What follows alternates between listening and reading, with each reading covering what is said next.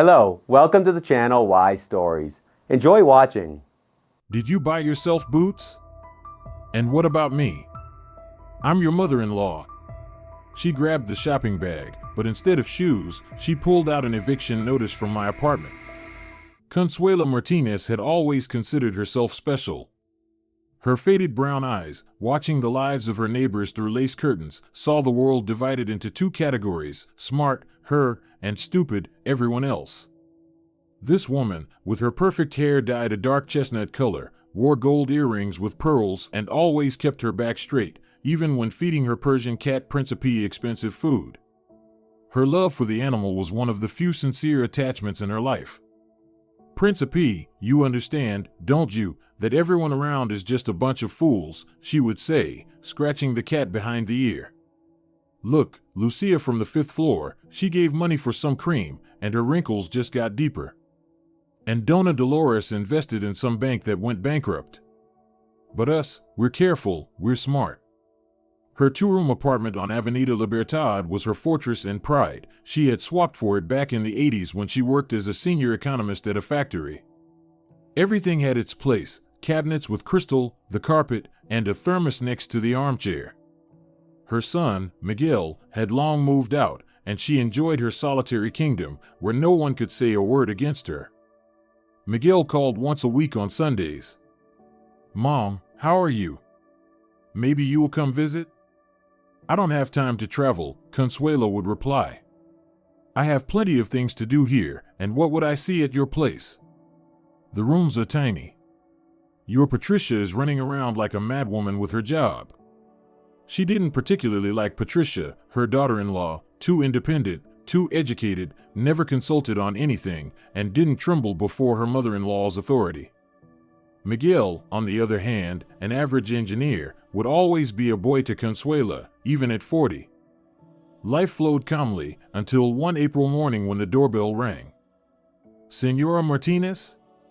We're from the investment company Golden Future.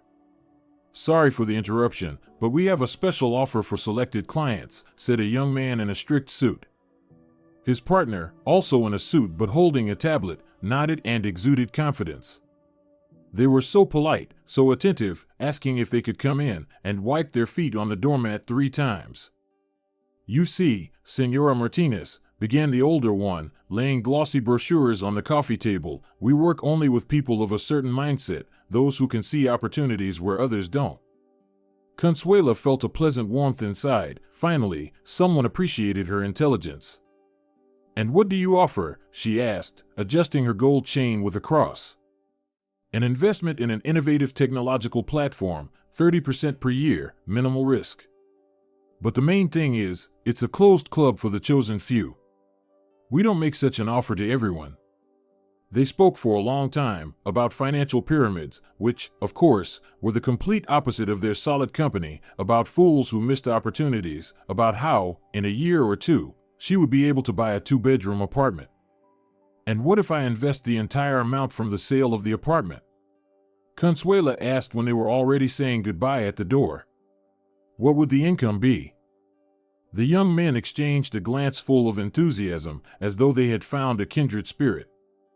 "That would be the perfect solution," said the one with the tablet. "You think big, that's a rare quality." She decided not to inform her son. Miguel was always a worrier, just like his father, afraid to take risks, content with little. "When I get rich, then I'll tell him," thought Consuela, signing the contract for the sale of the apartment. "Let him see that his mother is smarter than many." The money, a large sum in dollars, was invested in Golden Future the same day the buyers transferred the payment for the apartment. Consuela temporarily rented a tiny studio on the outskirts, where she moved the essentials. She had to leave Principe with a neighbor because pets weren't allowed in the rented apartment. "It won't be for long," she comforted herself. "Soon I'll have a penthouse in the center." The first doubts appeared a week later when the company's phone suddenly stopped answering. Technical issues, Consuela reassured herself. 2 weeks later, the Golden Future office was closed, and the legal address listed in the contract led to an abandoned warehouse. The realization didn't come immediately, but gradually seeped in like poisonous gas. No, This couldn't have happened, not to her, not to Consuela Martinez, who always thought of herself as smarter than others. She ran from one office to another, shouting at the police that she had been robbed, demanding that the fraudsters be found, but in the eyes of the young investigator, there was only tired sympathy. Unfortunately, such cases are not uncommon, especially with elderly people, the investigator said, filling out the report. We will open a case, but the chances of getting the money back. She didn't finish, but Consuela understood everything. There was no chance. That evening, she sat on a bench in the park, not noticing the drizzling rain. 2 suitcases stood next to her, everything that was left of her former life. The lease for the studio had ended, and there was nothing to renew it with. She arrived at her son's house unannounced, rang the doorbell, clutching the handles of her worn suitcase until her knuckles turned white. Patricia opened the door and froze for a moment. Her brown eyes widened, but her face remained impassive. "Hello, Senora Martinez," she said in a steady voice. "Please, come in." No questions, no reproaches. Miguel, who had returned from work, simply hugged his mother and took the suitcases into the room. Consuela had expected a scandal, an interrogation, malicious gloating, but instead, she was met with silence, which turned out to be more terrifying than any words. "I'll explain everything," she began once they sat down at the table. "No need," replied Patricia, pouring coffee. "We figured it out. These things happen." This calmness was worse than a slap. Consuela would have preferred shouting, accusations, anything, but this silent acceptance of her downfall. "You can stay with us," Miguel said, looking at his cup rather than at his mother. "The sofa folds out." The apartment was small, 2 rooms in an old building with a tiny kitchen and a combined bathroom. It was fine for 2 people, cramped for 3, but there was no other option. For the first week, Consuela was numb. She woke up after her son and daughter-in-law had already left, mechanically washed the dishes, and stared out of the window. In the evening, she gratefully accepted the dinner Patricia made after work, going to bed earlier than the hosts to avoid disturbing them. Patricia worked in the accounting department of a trading company, came home tired, but always found the energy to cook dinner and clean up. She bought slippers for her mother-in-law, soft, comfortable ones with pom-poms. "Thank you," Consuela squeezed out, trying them on. "You're welcome," Patricia shrugged. "Do you need anything else?" Miguel watched this exchange with anxiety in his eyes, as if expecting an explosion at any moment. But then the numbness passed, and Consuela began noticing how cramped it was for 3 at the small table, how uncomfortable it was to sleep on the sofa when she was used to a wide bed, how poorly Patricia cooked. Too salty, undercooked, lacking spices. "I would make arroz con pollo differently," she remarked once at dinner. "Next time, you can cook it yourself," Patricia smiled. "I'd be happy to." But Consuela wasn't planning on cooking. She was a guest, a victim, a person in need. Shouldn't they take care of her? Wasn't it the son's duty to provide his mother with a dignified old age? "Patricia, could you turn the sound down, please?" she asked one Friday evening when her daughter-in-law played music. "I'm watching a series." Patricia turned the music off entirely and went to the kitchen. Consuela felt a pang of guilt, but quickly suppressed it. After all, she was older, she needed more attention and care. "Mom, maybe you could look for a little part-time job?" Miguel asked cautiously 2 weeks later. "Something light, just for your soul." "At my age?" Consuela was outraged. "Who would want me? Do you want your mother to clean floors for pennies?" Miguel backed off, but she saw him exchange a glance with his wife. This was a conspiracy. They wanted to get rid of her. "You know, Miguelito," she said one evening when Patricia was taking a shower, "you've always been such a caring boy. Do you remember when you brought me that bouquet of bougainvilleas? You picked them on your way home from school." Her son smiled, the wrinkles on his tired face smoothing out. "I remember, Mom. Children used to be more attentive to their parents, but now everyone's so callous." Miguel frowned. "What do you mean by that?" "Oh, nothing," sighed Consuela. "It's just hard being a burden." Her son hugged her, and she felt how tense his shoulders were. "You're not a burden, Mom. We all just need time to get used to it." Patricia came out of the bathroom, looked at them, and said nothing, but Consuela caught her glance. It was cautious, evaluating. "She's jealous," she thought with satisfaction, and decided she had found her weak spot. The next day, Patricia had plans, a meeting with friends at a cafe. Consuela waited until her daughter-in-law began getting ready and then clutched her chest. "Oh, I'm not feeling well," she whispered, sinking into the armchair. "Probably my blood pressure." Patricia froze by the door, bag over her shoulder, new scarf around her neck. "Should I call an ambulance?" No, just sit with me. Miguelito is at work, and I'm afraid to stay alone when I feel so bad." Her daughter-in-law slowly took off her bag and pulled out her phone. "I'll cancel my meeting." "Thank you, dear," Consuela smiled weakly. "You're so kind." That's how she found the perfect way to keep her daughter-in-law around. Illnesses, both real and fabricated, became her weapon. Headaches, blood pressure spikes, weakness, everything happened just when Patricia had plans. One evening, Miguel returned from work to find a quiet scandal. Patricia was planning to go to her parents' anniversary celebration, while Consuela was lying on the sofa with a compress on her forehead. "I can't cancel everything because of your mother's minor discomfort," he heard his wife's voice from the kitchen. "You're calling a heart attack a minor discomfort," his mother replied in a trembling voice. "Fine, go have fun. If anything happens, I'll call an ambulance if I can manage to dial the number." Miguel stood in the hallway, still wearing his jacket, feeling something inside him tear in two. "Patricia, maybe we really shouldn't leave her," he asked quietly when his wife came out of the kitchen. "Miguel, this is blackmail," Patricia answered just as quietly. "Pure manipulation. You can see it. But if something happens to her—" "Fine," Patricia said sharply. "I'll stay. You call my parents and explain why we're not coming for the third time this month." She walked past him to the room, and Miguel saw how his mother's back stiffened upon hearing their conversation. For a moment, he thought she was smiling. The evening passed in tense silence. Consuela miraculously felt better by dinner and even asked for seconds. Patricia moved around the apartment mechanically, avoiding looking at her mother-in-law.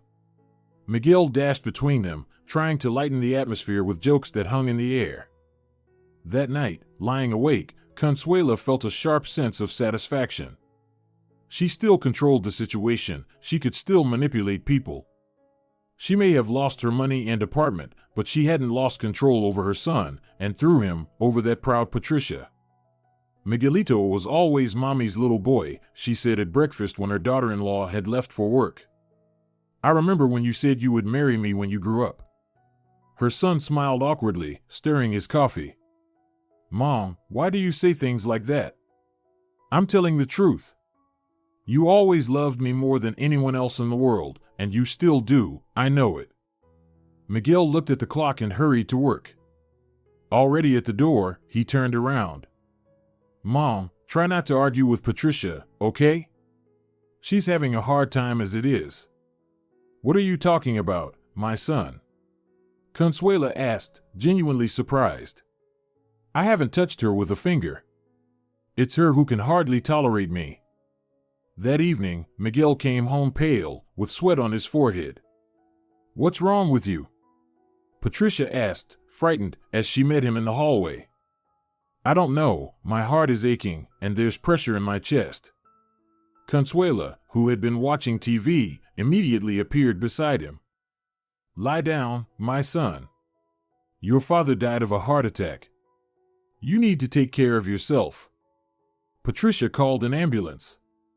The doctors arrived quickly, did an ECG, and set up an 4. "It's nothing too serious yet," said the young doctor. "But you need to get some tests done and undergo further examination. It looks like the early stages of ischemic heart disease. Stress, poor diet, sedentary lifestyle, these are all risk factors." When the ambulance left, Consuela took her son's hand. "See how you've let yourself go? You're constantly nervous, torn between work and home. Miguel closed his eyes. Mom, please, don't start. I'm just worried. A mother's heart knows. Patricia silently put the medicines away in the first aid kit, but Consuela could see her hands shaking. She's afraid of being left alone, without her husband and his money, the mother-in-law thought with malicious satisfaction. Thus began a new chapter in their shared life. Now Miguel became the center of attention for both women. Patricia kept a close eye on his diet, bought his medicines, and took him to the doctors. Consuela surrounded her son with a different kind of care, constantly reminding him of his fragile health, the need to take care of himself, and how she feared losing him. Son, you can't get stressed, she would say when Miguel tried to resolve yet another conflict between his wife and mother. Let us handle it, you rest. He began to give in more and more, leaving them alone with their unspoken tension. His face grew gaunter, circles appeared under his eyes, he lost weight and began taking sedatives before bed. Miguel's dreams became more and more troubling. He dreamt that he was floating in a small boat between two shores, and both called him, demanding that he dock. But whenever he turned toward one, the current inevitably carried him to the other. Then the water would rise, sloshing over the sides, and he would wake up gasping, with his heart pounding. One morning, when his wife shook him by the shoulder, he didn't want to wake up for the first time. There, in the dream, relief had finally come, darkness, no voices, no demands, no need to choose. Miguel. Miguelito. Patricia's voice sounded as if from far away. Oh my God. Senora Martinez, he won't wake up. There was bustle, panic, a call to the ambulance, sirens, people in white coats, resuscitation efforts. All this felt like it was happening in a parallel reality. The last thought Miguel had before his consciousness faded completely was, finally, I don't have to choose. Acute heart failure due to stress, the older paramedic stated, closing his medical kit. Unfortunately, it's too late. Please accept our condolences. Consuela stood at the bedroom door, pressing her fingers to her lips. This couldn't be happening, not to her, not to her son. She watched as Patricia silently screamed, clutching her husband's motionless body, as the paramedics tried to pull her away, as someone covered Miguel's face with a sheet. The world around her blurred, and the sounds came through as if underwater. No, she whispered, and the word stuck in her throat. No, no, no. Everything that happened afterward blurred into one endless gray day for Consuela, documents, certificates, the morgue, funeral services. Patricia moved like a mechanical doll with a frozen face and empty eyes. She spoke on the phone, answered questions, accepted condolences, and never cried. Consuela cried for both of them. She sobbed, rocking back and forth, holding her son's photo. She lamented over the coffin, clutching the edges, not letting them close the lid. They dragged her away, took her out, tried to calm her. She broke free and returned to see her boy's waxen face, so much like her own. The funeral was attended by an unexpectedly large crowd, Miguel's colleagues from the factory, friends, neighbors, Patricia's parents. Everyone said the right words, followed the ritual of mourning.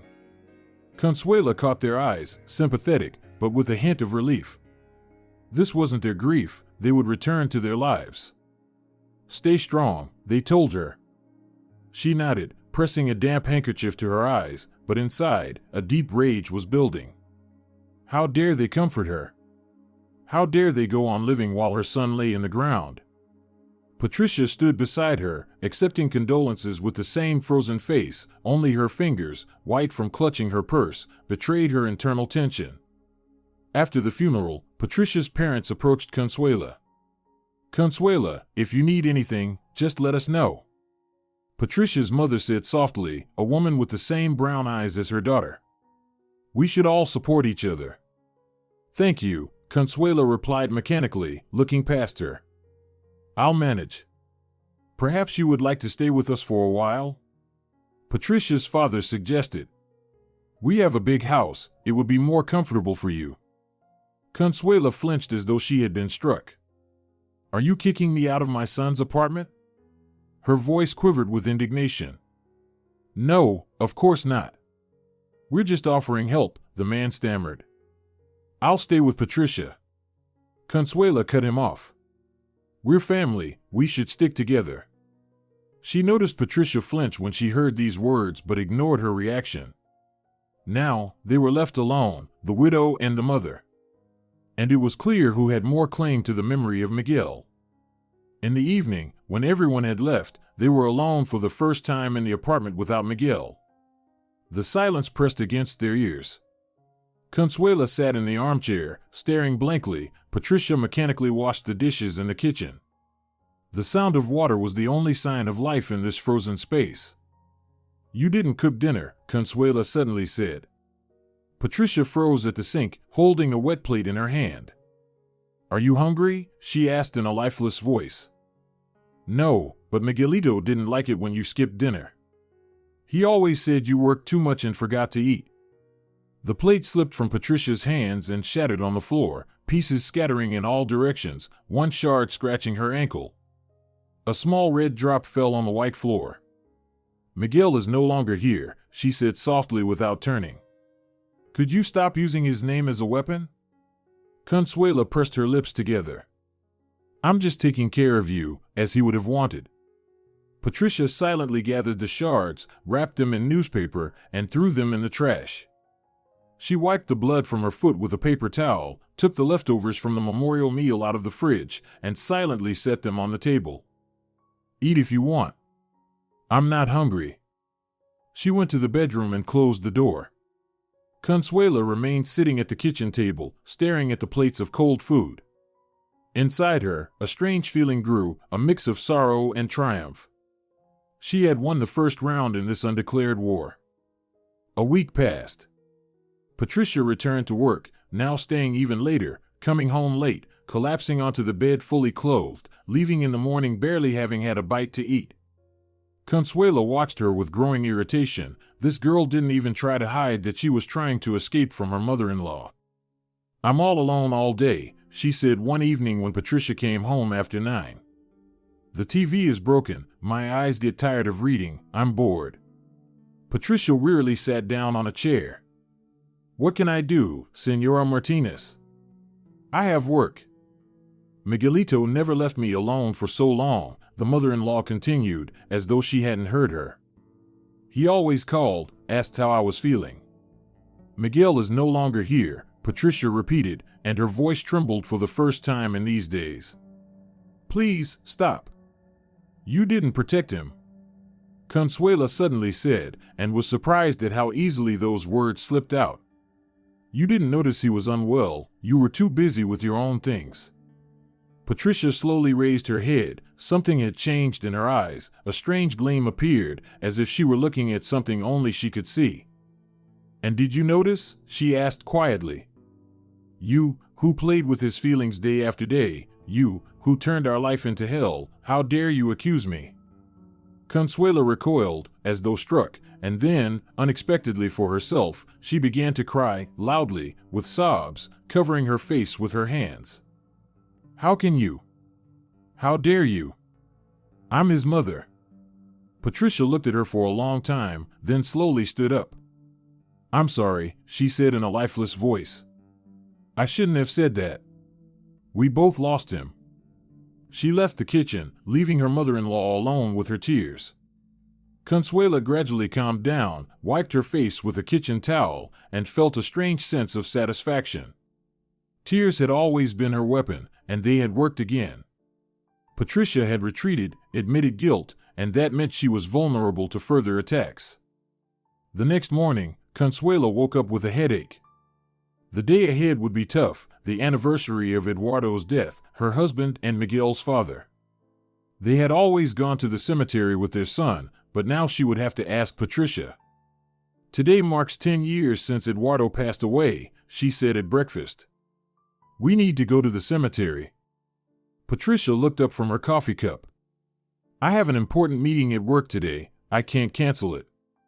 You're telling me to go alone? Consuela exclaimed. At my age? With transfers, in this heat. I can call a taxi for you there and back, Patricia offered. And I'll pay for it. It's not about the money.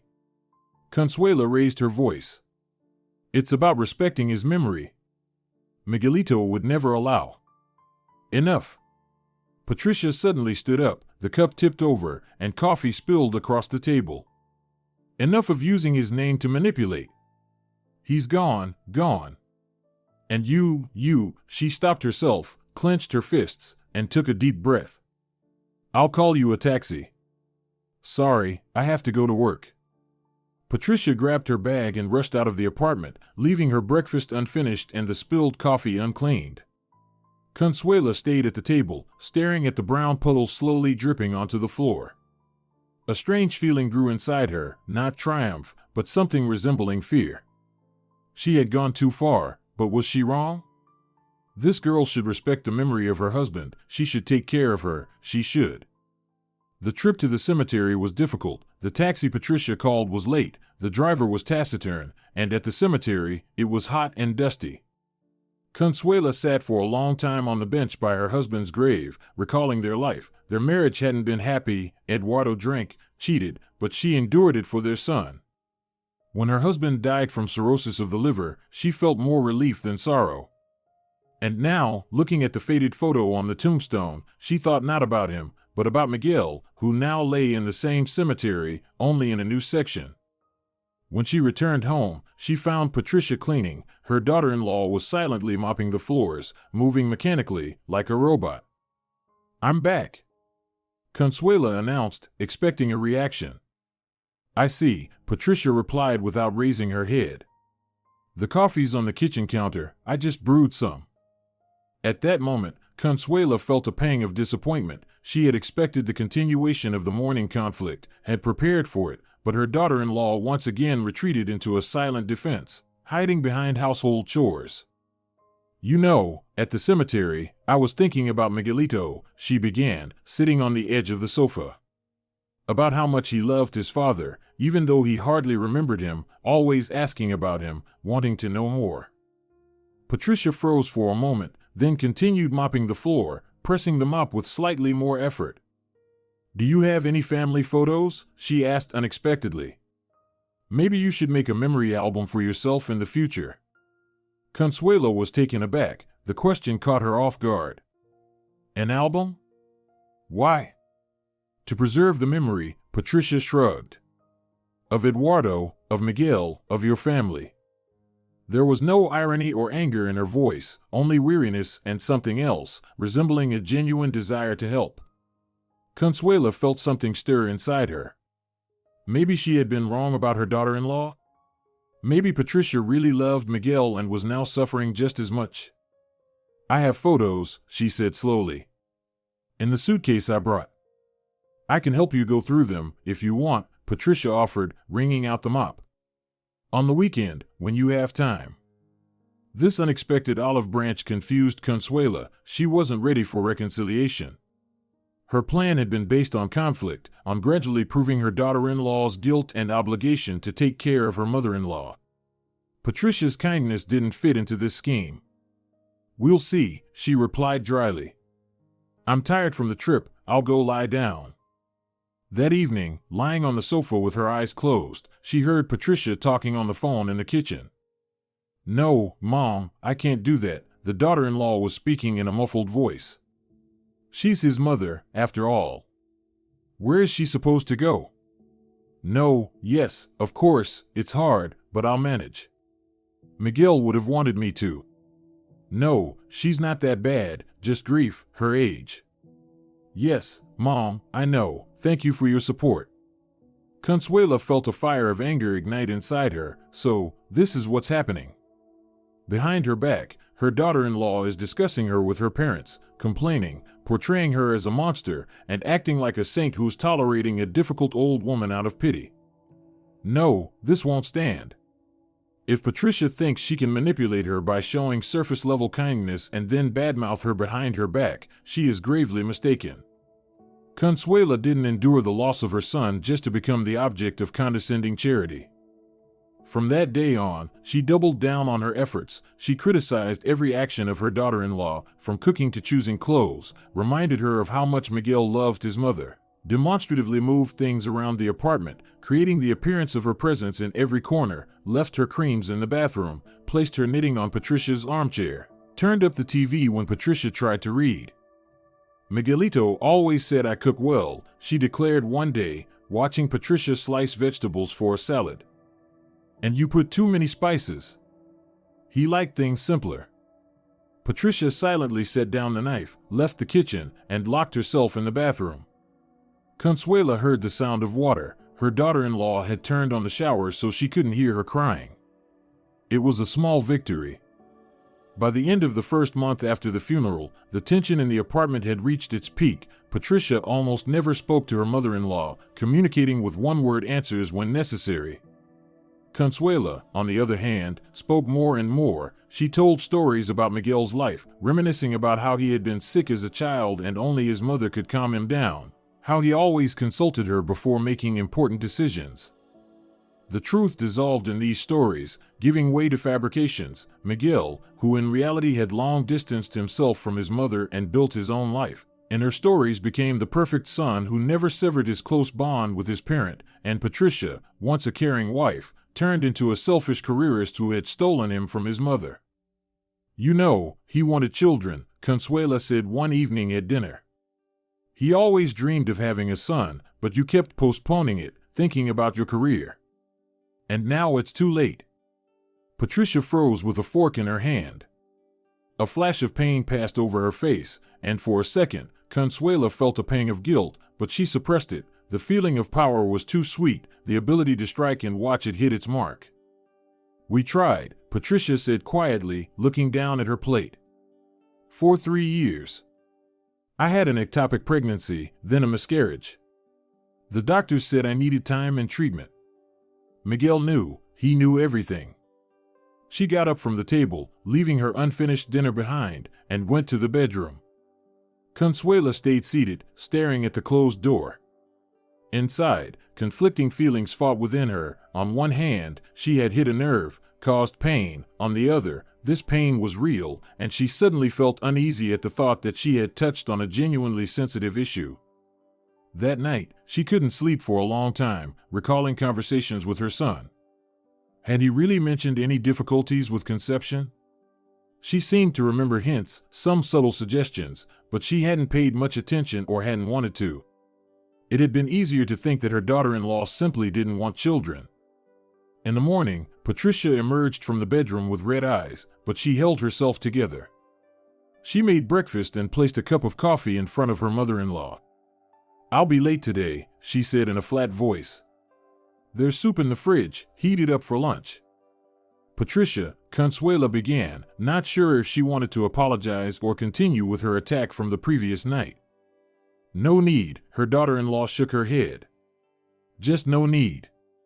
She left, quietly closing the door behind her. Consuela was left alone in the apartment, which each day seemed to resemble less of a home and more of a battlefield. She walked to the window, watching Patricia leave the building and head to the bus stop, a thin figure in a dark coat, hunched shoulders, uncertain walk. This woman was broken by grief, and she, Consuela, was methodically finishing her off. But didn't Patricia deserve this? Wasn't she the one responsible for Miguel's death? If Patricia had created a peaceful atmosphere in the house, if there hadn't been all these constant tensions, if she had cared more about her husband than her career, maybe Miguel's heart would have held out. These thoughts brought Consuela back onto her familiar path. Yes, she was right. She had every moral right to demand care and attention from Patricia. After all, it was because of her that Consuela lost her only son, and now the daughter-in-law had to atone for this guilt. This was all she had left. The days stretched on, blending into a monotonous chain of mutual resentments and unspoken complaints. Patricia spent more and more time at work, returning only to sleep a few hours before leaving again. Consuela was left alone, stewing in her own dissatisfaction and grievances. Everything changed the day Patricia came home with papers in her hands. "Señora Martinez, we need to talk," she said, sitting on the edge of the sofa. Consuela tensed. Her daughter-in-law's tone didn't suggest anything good. "I'm listening," she replied coldly. "They offered me a new job with a promotion, but it's in another city, in Valencia," Patricia said calmly, looking straight into her mother-in-law's eyes. "I've decided to accept it." Consuela felt the blood drain from her face. What? What about me? You'll need to decide what to do next, Patricia continued, still calm. You have a few options. The first one is to come with me. I'll rent an apartment with 2 bedrooms so you have your own space. In a foreign city? Without friends, without doctors who know me? Consuela protested. The second option is to stay here. The apartment is in my name, but I'm willing to give you the right to live here for life. I'll send money for utilities and living expenses. Live off handouts? Consuela's voice trembled with anger. The third option is to go back to your relatives. You have a sister in the suburbs. I could help with the move. Clara can't stand me. Consuela exclaimed. You know that very well. Patricia sighed and pulled out another sheet of paper. There's a fourth option. I found a good nursing home with medical care, a cultural program, and meals. I could pay for your stay there. Consuela jumped up, her face turning crimson. You're offering me a nursing home? You're throwing me out like some useless thing after everything I've done for you. And what have you done for me, Senora Martinez? Patricia asked, and for the first time in all this time, there was a steel edge to her voice. Remind me. I gave birth to and raised your husband. I gave you the most precious thing I had. And since then, you remind me of it every day, Patricia nodded. Every day you tell me how I'm unworthy of him, how I'm guilty of his death, how I should be grateful to you for letting me marry him. She stood up, gathering the papers. I'm leaving in a month. You have time to think and choose one of these options. It's better than what's happening now. Consuela spent a sleepless night. She tossed and turned on the sofa, listening to Patricia's breathing through the bedroom wall, her thoughts spinning in a restless dance. Leave? To the residence? To her sister? It was unthinkable.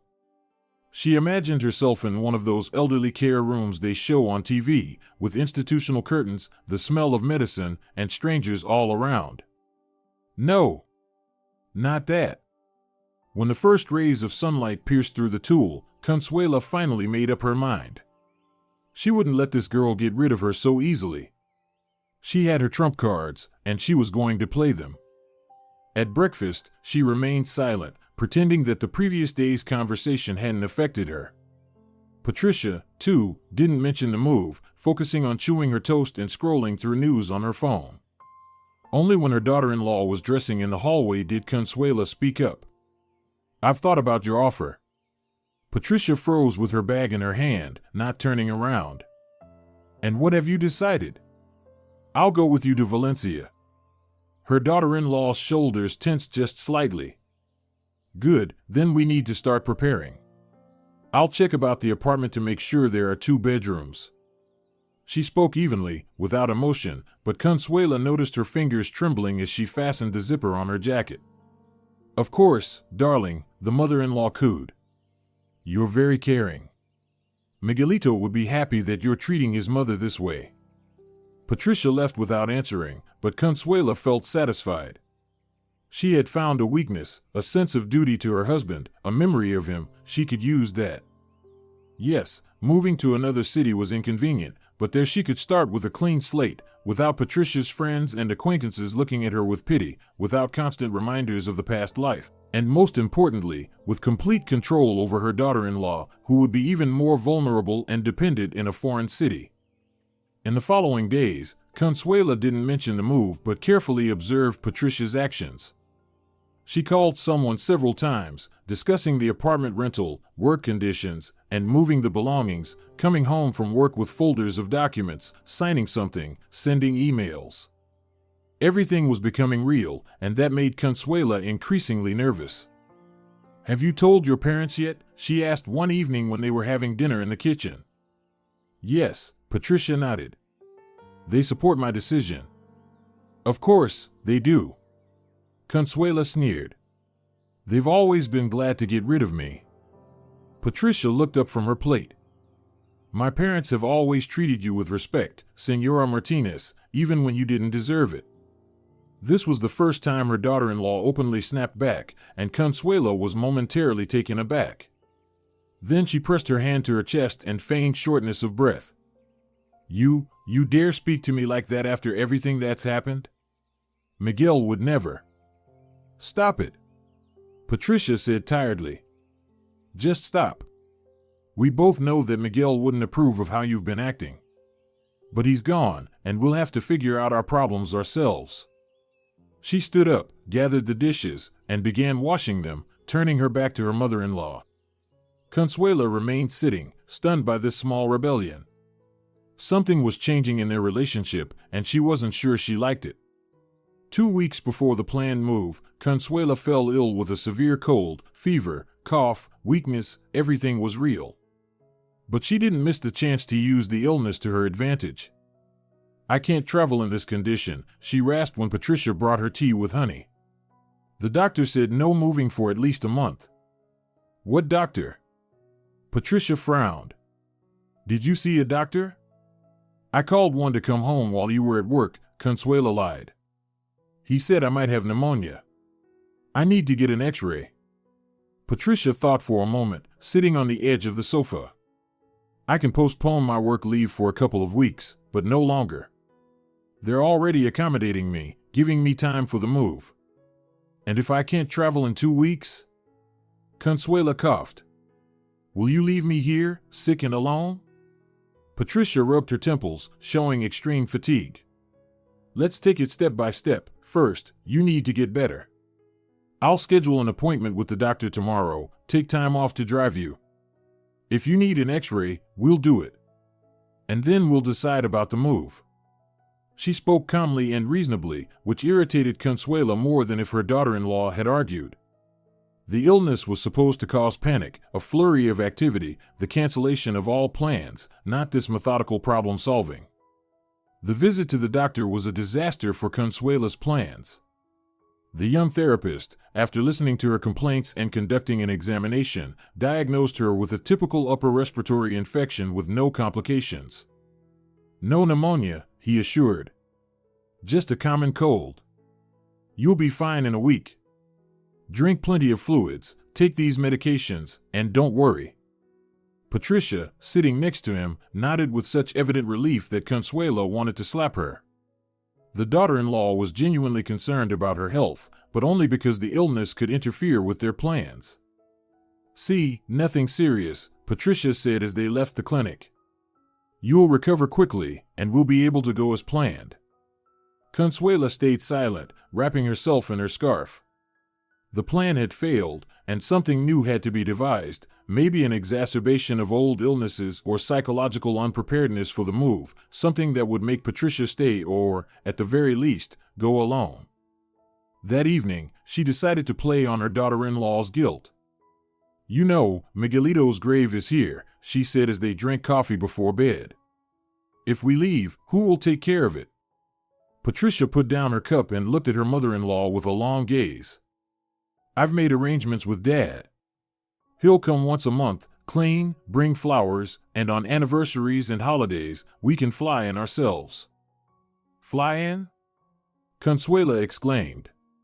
"Like on a tour to visit the grave of your own son and husband? And what do you suggest?" Patricia asked tiredly. "Give up my job, my future, my life, and stay here mourning him until the end of my days? Do you think he would have wanted that? He would have wanted to be remembered and respected." Consuela raised her voice. "Not abandoned at the first opportunity." Patricia slowly got up, gathered the cups, and carried them to the sink.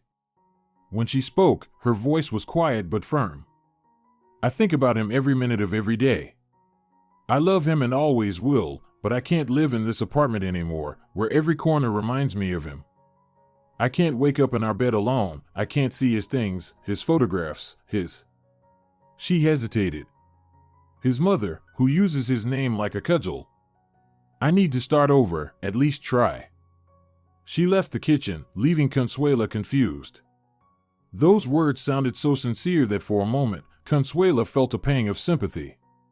Had Patricia really suffered all this time? Had it really been that hard for her in this apartment? And if so, why hadn't Consuela noticed it, absorbed in her own pain and resentments? But these thoughts quickly gave way to the usual irritation. Patricia was just a good actress, that's all. She was playing the role of a grieving widow to gain sympathy and justify her desire to escape responsibility. A week before the move, the movers began packing things into boxes. Consuela watched this process with growing anxiety. The apartment was gradually emptying, losing its familiar outlines. Books disappeared from the shelves, dishes from the cupboards, clothes from the wardrobe, all neatly labeled and packed into identical cardboard boxes. "What about Miguelito's things?" she asked when she saw Patricia packing her husband's clothes into large bags. "What are you doing with them?" "I'm donating them to a charity," Patricia replied, not stopping her work. "They'll give them to those in need." "What?" Consuela jumped up, snatching a shirt from Patricia's hands. "You're giving his things to strangers? How dare you? And what do you suggest?" Patricia asked calmly. "Keep them forever? Why? Who will feel better because of that?" "Me," cried Consuela, pressing the shirt to her chest. "I would feel better knowing that his things are with us, not with some vagrants." Patricia sighed and sat on the edge of the bed. "S.R.A. Martinez, I've kept a few of his things, his favorite sweater, his watch, some photos. The rest. Miguel would be happy to know that his clothes will help those who have nothing to wear." "You don't know what would make him happy," Consuela hissed. "You never really knew him." She snatched more things from the bag and went to the living room, sobbing with indignation. How dare this woman decide what to do with her son's things? How dare she make that decision? In the evening, when the movers had left, Patricia came to her with a cup of coffee. "If you want, you can keep any of his things," she said conciliatorily. "Anything that's precious to you." Consuela pressed her lips together, not responding. She wasn't going to accept any charity. These were her son's things, and she had more right to them than this woman who so easily got rid of them. "I thought," Patricia continued, not waiting for an answer, "maybe it would be better for you to stay here after all. I can see how hard this is for you. The move, the new city, the new apartment, it's stressful even for young people, and at your age." Consuela became alert. What was this, sincere concern or an attempt to get rid of her? "Do you want to leave without me?" she asked directly. "I want you to be comfortable," Patricia replied. "If it's better for you here, I'll organize everything.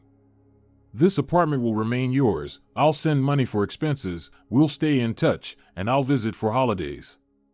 It sounded tempting, staying in the familiar apartment without having to get used to a new place, without daily interaction with her daughter-in-law, without her silent reproaches and tired looks. "But who will take care of me if I get sick?" Consuela asked. "Who will take me to the doctors, buy my medicine?" "You can hire a helper for a few hours a day," Patricia suggested. "She will cook, clean, run errands." "And if I need medical help?" "There are home care nurses." "Strangers," Consuela shook her head. "They'll rob me, take advantage of my helplessness." Patricia held back a sigh. "Then there's the option of a residence. They have medical staff on call, meals, cleaning, leisure activities, and no one will rob you." "A nursing home." Consuela grimaced. "You really want to send me there?" "It's not a nursing home, it's a private residence with very good conditions," Patricia explained patiently. "I specifically chose it, I went to see it, it's beautiful, cozy, and the staff is polite." "No." Consuela cut her off. "I won't go to an asylum. I'm coming with you." Patricia nodded, and Consuela noticed with satisfaction a shadow of disappointment flicker across her face. So, her daughter-in-law had hoped to get rid of her after all. It wouldn't work. The day before they were to leave, they sat in the nearly empty apartment. The furniture had been sold, except for the sofa where Consuela slept and Patricia's bed. The things were packed, the boxes sent by the transport company, and only the suitcases with the essentials remained, which they would take on the plane. "A taxi will pick us up at 10 o'clock tomorrow," Patricia said, looking at the tickets on her phone. "We need to be at the airport 2 hours before the flight." I'll ask a porter for the luggage so you won't have to carry anything heavy. Consuela nodded without listening. She was looking out the window at the familiar courtyard, at the playground where little Miguelito had once played, at the bench where she had sat with him reading books. Tomorrow all of this would be in the past, a new life, a new city, a new apartment, and only the old relationship with her daughter-in-law, strained, full of unspoken resentments and claims. I ordered dinner from a restaurant. Patricia interrupted her thoughts. They should deliver it in half an hour. All the dishes are packed, so we'll eat with disposable ones. What a waste. Consuela grumbled. You could have just made sandwiches. I thought, for the last evening, we could treat ourselves to something nice, her daughter-in-law shrugged. Besides, there's nothing left in the fridge. They had dinner in a strange, almost peaceful atmosphere, talking about everyday things, what still needed to be checked before leaving, whether they had remembered to turn off the water, disconnect the appliances. Patricia was unusually lively, talking about her new job, the apartment she had rented through an agency. There really are 2 bedrooms, just like I promised, she said. And a large kitchen with a balcony.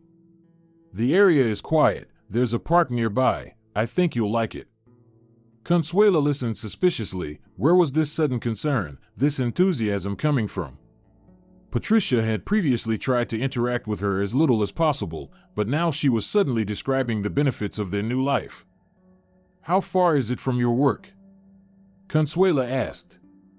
About 40 minutes by public transport, Patricia replied. But it's not a problem, I'm used to long commutes. And you'll be leaving early in the morning and coming back late at night, Consuela stated. And I'll be sitting alone in a strange apartment in a strange city. Patricia's smile faded. We've already discussed this, Senora Martinez. I can't stop working, someone has to pay the bills, buy groceries, and medicine. Miguelito would never have left me alone for an entire day, Consuela shook her head. He would have found a solution. Patricia put down her plastic fork and looked at her mother-in-law with unexpected firmness.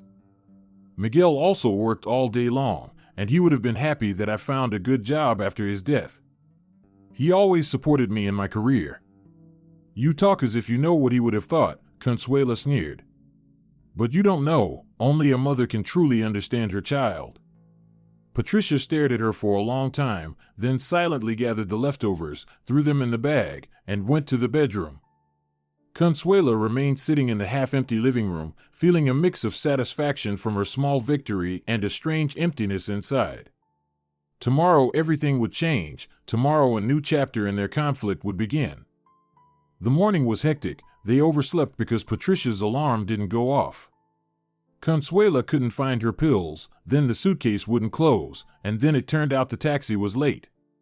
By the time they finally got in the car, both were on edge. If we miss the flight, it will be entirely your fault, Consuela said, looking at the clock. You should have prepared everything the night before. I did prepare, Patricia replied through gritted teeth, but someone moved the documents to another bag. At the airport, they faced a queue for check-in, security checks, and a long walk to the right gate. Consuela felt her strength leaving her with each step, the noise, the bustle, the people, everything was exhausting. By the time they boarded, she was ready to burst into tears from fatigue. Would you like some water? Patricia asked, noticing her condition. Or a sedative? I don't need your concern, Consuela snapped. You should have organized everything properly, so we wouldn't be running around like mad. Patricia remained silent, but Consuela could see her lips tightening. Her daughter-in-law was tired too, she was nervous as well, but she was holding up better. This irritated Consuela even more. Consuela fell asleep almost immediately after takeoff and slept through the entire flight. She woke up to a light touch on her shoulder. Patricia was waking her up, the plane was already descending for landing. We'll be landing soon, her daughter-in-law said. How do you feel? Fine, Consuela muttered, though her head was spinning and her ears were ringing from the change in pressure. Valencia greeted them with a cold wind and drizzling rain. They took a taxi to the new apartment, and all the way there, Consuela stared out the window at the unfamiliar city, feeling her anxiety grow. Everything here felt foreign, the streets, the buildings, the people. She was heading into the unknown, completely dependent on the woman who could barely tolerate her. The apartment turned out to be better than she expected, spacious, bright, with new furniture and fresh renovations.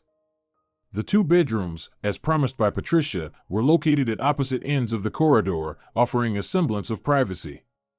"This is your room," Patricia said, opening the door to the smaller of the 2 bedrooms. "It has a comfortable bed, a wardrobe, a nightstand, and the windows face the quiet side. You'll sleep peacefully here." Consuela looked around with a critical expression, although she privately admitted the room was not bad: light wallpaper, curtains in a matching tone, and a new carpet on the floor. "It'll do," she said reluctantly. Patricia showed her the rest of the apartment: the kitchen with a balcony, the bathroom, the toilet, her own bedroom. Everywhere was clean, tidy, and impersonal, like a hotel. "Our things will arrive the day after tomorrow," Patricia said. "For now, we have the essentials in the suitcases. I've ordered groceries, they'll be here in an hour." She spoke calmly, businesslike, without any emotion. Consuela observed her closely, trying to understand what was going on in her daughter-in-law's mind: relief from the change of environment, joy at the prospect of a new job, or perhaps a secret satisfaction at the fact that now Consuela was completely dependent on her in this unfamiliar city. That evening, after they had dinner with the ordered paella and went to their respective rooms, Consuela lay awake for a long time on the unfamiliar bed. She heard Patricia walking around the apartment, moving things, talking on the phone, softly and indistinctly. With her parents? With her new boss? With a man? This thought suddenly pierced her sharply. What if Patricia already had someone? What if this whole moving story was just a way for her to start a new life with a new man, far away from the memories of Miguel and his mother? What if she had only taken her mother-in-law along to clear her conscience, but actually planned to send her to that very residence at the first opportunity? Sleep didn't come. Consuela got up, put on a robe, and went to the kitchen. Patricia was sitting there with her laptop, typing something with a concentrated expression. "Can't sleep?" her daughter-in-law asked, looking up. "Not used to it," Consuela shrugged. "Is there coffee?" Of course. Patricia got up and turned on the coffee machine. "With sugar, like you like it." Consuela nodded, surprised that her daughter-in-law remembered such details. They waited in silence for the coffee to brew, then drank it just as quietly, sitting on opposite sides of the table. "Tomorrow I'm going to the office to meet my colleagues," Patricia finally broke the silence. "I'll be back by lunchtime. Maybe we can go for a walk, see the neighborhood." The Valencian autumn was damp and gray. The rain drummed on the windows all day, washing away the last colors from the fallen leaves. Consuela gazed out the window, absently smoothing the blanket over her knees. The 3rd month in this strange city was dragging unbearably slowly. She had already learned every crack on the ceiling of her room, every bus route in the area, every wrinkle on the face of the postman who delivered her pension. Patricia worked from morning till night. Her promotion wasn't just a change of location. Now she was in charge of the finance department, and the responsibility weighed on her heavily. She came home exhausted, with dark circles under her eyes, silently prepared dinner, asked how Consuela's day had gone, and then retreated to her room to work some more. Their relationship had taken on a strange, hollow character. They coexisted side by side, like 2 celestial bodies on parallel orbits, never colliding, but not moving away either. The mutual barbs and accusations had been replaced with polite indifference. Sometimes Consuela caught herself thinking she missed the times when there were real emotions between them, negative ones, but alive. "I'll be late today," Patricia said over breakfast on the day that was supposed to change everything. "A big presentation for clients. I need to prepare." "Will you manage dinner on your own?" Consuela pressed her lips together. Again, this girl was putting work above everything. "Of course, I'll manage," she replied with barely concealed irritation. "I'm not a child." Patricia nodded, finished her coffee, and went to get ready. 15 minutes later, she was at the door in a sharp suit with a folder of documents. "See you this evening," she said, tossing the words over her shoulder as she left, leaving a faint scent of perfume behind. Consuela was left alone in the apartment, which had never truly become a home after all these months. She slowly tidied the table, washed the dishes, then stood by the window for a long time, watching the people rushing about, all of them with a purpose, places they were hurrying to, all except for her. After lunch, she decided to tidy the wardrobe, just to keep herself occupied. As she was sorting through the clothes, she came across the photo album that she and Patricia had never put together. The photographs lay unordered in an envelope. Miguel as a child, Miguel in school, Miguel with his father, Miguel in college, so alive, so real in these faded photos. She flipped through the pictures, and bitterness rose in her throat. Her boy, her only son, now all that remained of him were these cardboard rectangles and a grave in another city. Then she found the wedding photos, Miguel and Patricia, young and happy, looking at each other with such love that it was painful to watch. In one photo, Patricia is whispering something in his ear, and he's laughing, throwing his head back. In another, they are dancing, and her head rests on his shoulder. In the third, they're cutting the cake, smearing each other with cream. Consuela put the photos aside. Something unpleasant pricked at her ribs, not physical pain, but something deeper. She had never seen her son this happy with her, never seen such a smile, such carefree laughter. Only with Patricia had he been so relaxed, open, and alive. Maybe she really loved him. Maybe he was truly happy with her. These thoughts were uncomfortable, unpleasant. They didn't fit into the picture of the world Consuela had been carefully building for the past year. She quickly put the photos back in the envelope and put it away in the cupboard. Then she sat on the bed for a long time, staring into space. Something in her was changing slowly, painfully, against her will. In the evening, the doorbell rang. Consuela frowned. Who could it be? They hardly knew their neighbors, and hadn't made any friends in the city. She went to the door, looked through the peephole, and saw a courier with a large package. "Delivery for Miss Patricia," the young man said when she opened the door. "She's not home," Consuela replied. "I'm her mother-in-law. I can accept it." The courier handed her the package and a tablet for a signature. She signed and closed the door, looking at the package with curiosity. What had Patricia ordered? Usually, they did all their shopping together on weekends. This was something personal, secret. The package was light and soft. Consuela placed it on the kitchen table and hesitated for a moment. It wasn't right to snoop through someone else's things, but on the other hand, they were living together, sharing a household. What was the harm in looking? She carefully unwrapped the package so that it could be sealed again later. Inside was a box with the logo of a well-known shoe brand. Consuela opened it and froze. Inside the box were boots, suede, in a cognac color, with a comfortable heel, elegant and clearly expensive. Consuela ran her finger gently over the soft suede, beautiful, surely expensive, and a completely unnecessary waste of money when there were so many things they actually needed at home.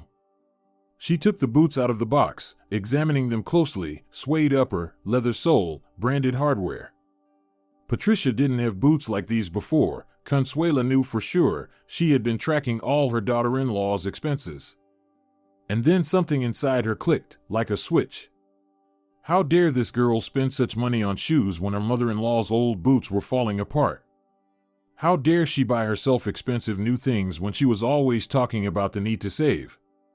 It was all a show, her concern, her "I can't not work, we need money for the most necessary things."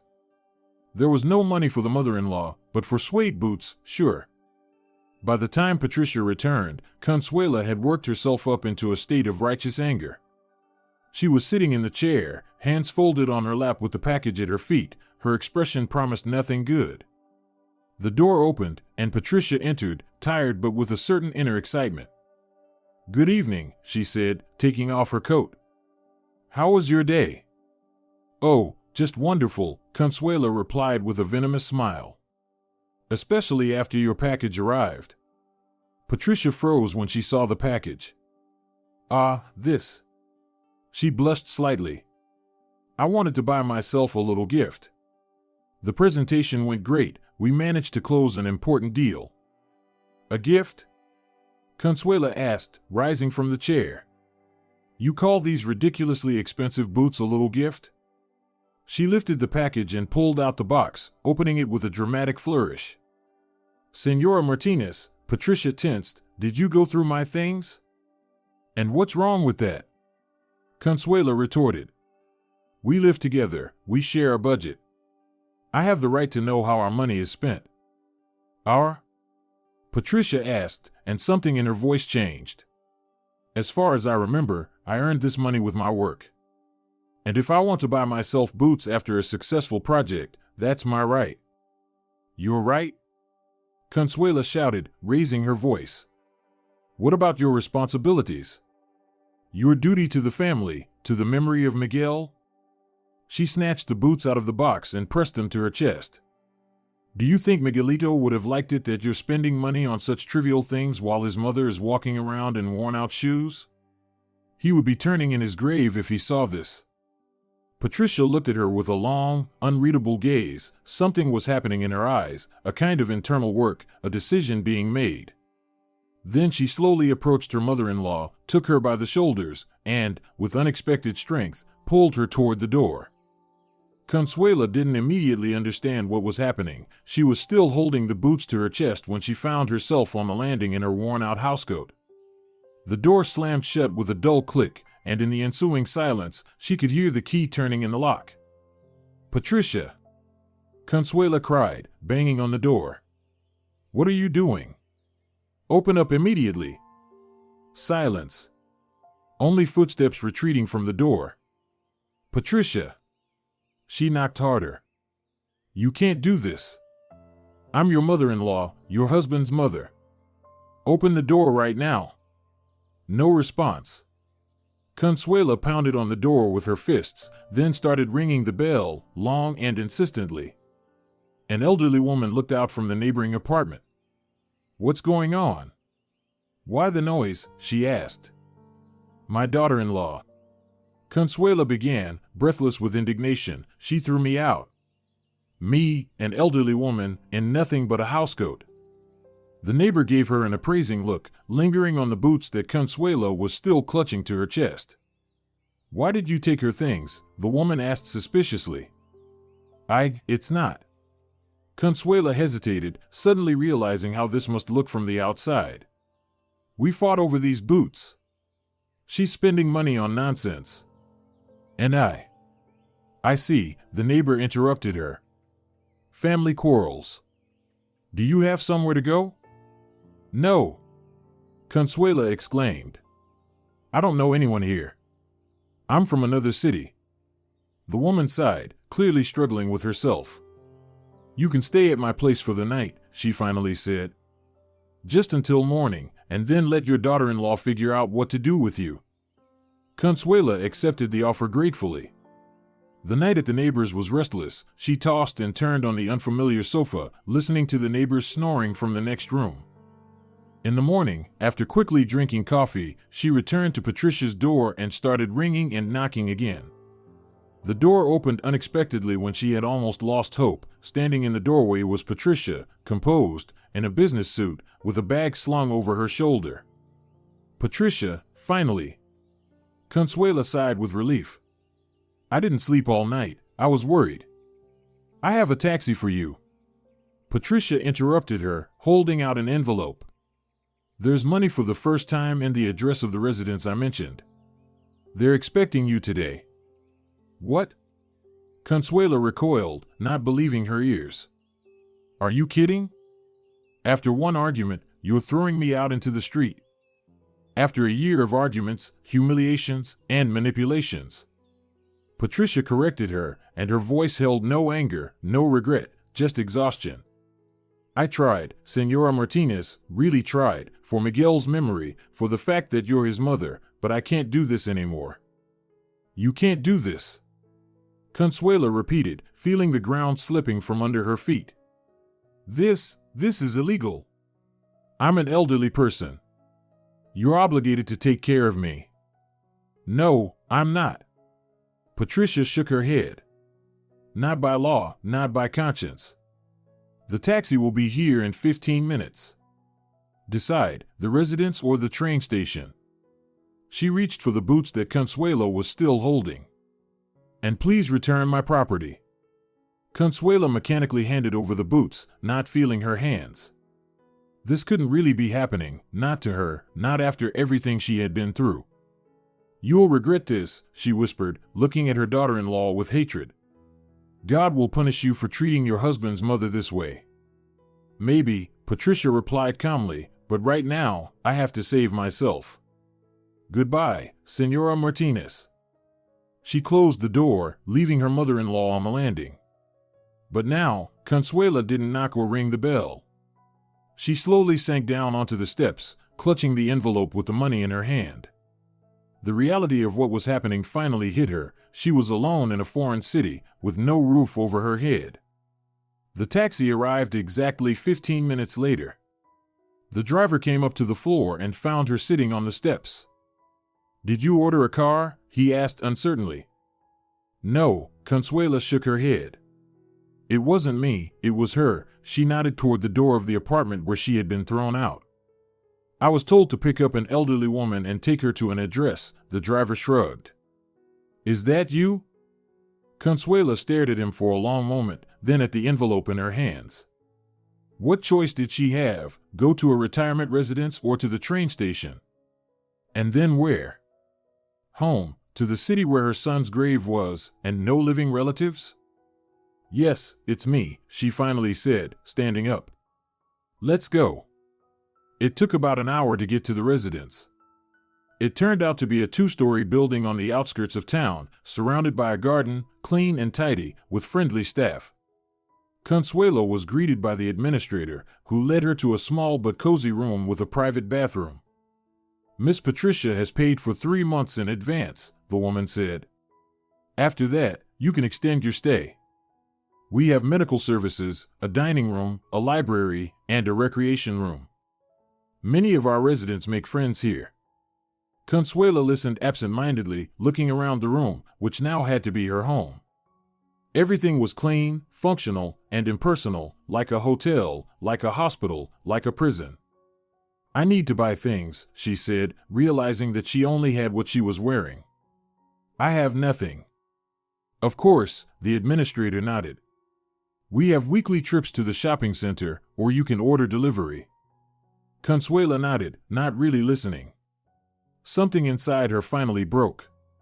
She sat down on the bed, staring out the window at the autumn garden, and for the first time in a long while, she allowed herself to cry, not hysterically, without shouting, just quietly shedding tears onto her hands. The first few weeks in the residence passed in a fog. She mechanically got up in the mornings, went to the dining room, ate tasteless food, sat in a chair by the window, and watched TV in the common room. Other residents tried to talk to her, but she answered shortly, and gradually, they left her alone. With the money from the envelope, she bought the essentials, clothes, shoes, hygiene products. She stood for a long time in front of the shoe display, looking at the women's boots. None of them were as beautiful as those suede, cognac-colored boots that had been the final straw in her life falling apart. One morning, she went out into the garden and saw a bench by the fence that faced the road. She sat there, watching the passing cars and the pedestrians rushing by, people with goals, with homes, with families, normal people, not abandoned, not unwanted. The next day she returned to the same bench, and the day after that, it became her ritual to sit there for hours, watching other people's lives pass by. Sometimes she would speak to passers-by, ask for the time or directions. Some would stop and answer. It was short, but such valuable moments of contact with the outside world. Then something unexpected happened. A middle-aged woman, walking by, stopped at the bench and looked at Consuela carefully. Sorry for the question, but aren't you from the Golden Autumn residence? She asked. Consuela nodded, surprised by the attention. My mother lives there too, the woman explained. I saw you when I came to visit her. You're always sitting here alone. They started talking. The woman's name was Maria, and she worked as a teacher in the neighboring district. Her mother suffered from dementia, and there was no one at home to care for her. And why are you here? Maria asked. Don't you have any relatives? I have a daughter-in-law, Consuela replied. She sent me here, like an unwanted thing. And she told her story emotionally, vividly, presenting herself as the victim of circumstances and ungrateful youth. Maria listened attentively, nodded, and sympathized. When Consuela finished, Maria said, "You know, my mom also thinks I put her in a residence out of spite, that I'm an ungrateful daughter, that I should have taken her in. But I have 3 children, a small apartment, and a husband who works night shifts. And my mom needed constant attention. She caused scenes, accused me of betrayal. I just couldn't take it anymore." Consuela looked at her, not knowing what to say. This perspective, seeing things from the other side, was new and uncomfortable for her. But Maria didn't seem like a monster who had thrown her mother out. She seemed like a tired, worn-out woman trying to do her best in a difficult situation. "But your mother is ill," Consuela finally said. "And I'm healthy. I just have nowhere to live." "And you're not guilty of anything?" Maria asked softly. "Not at all?" This question caught her off guard. She opened her mouth to protest, but no words came. Suddenly, all the moments from the past year flashed through her mind: how she had manipulated her son, how she had tormented her daughter-in-law, how she had made their life unbearable, how after Miguel's death, she had used the grief to control Patricia, accused her, made her feel guilty. She hesitated. "I just wanted to be taken care of. I lost everything, my apartment, my money, my son." "And you thought you had the right to demand care from his wife?" Maria asked, not with judgment, just clarifying. "Yes," Consuela exclaimed. "She should have." But the sentence remained unfinished. What exactly should Patricia have done? Given up her own life? Endured humiliation and manipulation? Become a servant for a mother-in-law who had never been kind to her? "I don't know," she admitted quietly. "I just don't know." Maria glanced at her watch and stood up. "I need to go see my mom. But I come here every Wednesday. Maybe we'll see each other again." Consuela nodded, grateful for this conversation, the first real human contact in a long time. When she returned to her room, she sat by the window for a long time, watching the falling leaves. Something was changing inside her, slowly, painfully, but inevitably. For the first time in a long while, she allowed herself to look at the situation through Patricia's eyes. What was it like to endure a person beside you who constantly criticizes, accuses, reminds you of your real and imagined sins? What was it like to live in constant tension, knowing that at any moment, you could be made responsible for all the problems? She remembered the boots, beautiful, suede, cognac-colored. Maybe Patricia really did deserve them? Maybe, after a year of hell with a difficult mother-in-law, she had the right to a small joy, something beautiful and pleasant just for herself. Time in the residence dragged slowly, days turned into weeks, weeks into months. Consuela gradually adjusted to her new life. She began participating in activities, playing bingo with other residents, attending art therapy sessions, even joining a knitting group. She met regularly with Maria, who had become her only link to the outside world. Patricia didn't call or visit. Sometimes the administrator would pass along that her daughter-in-law had inquired about her well-being, but there was no personal contact. In the beginning, Consuela waited. Every phone call, every knock on the door made her heart race. Then she stopped. She accepted that this was the end. If you're enjoying it as well, leave a like and subscribe to the channel.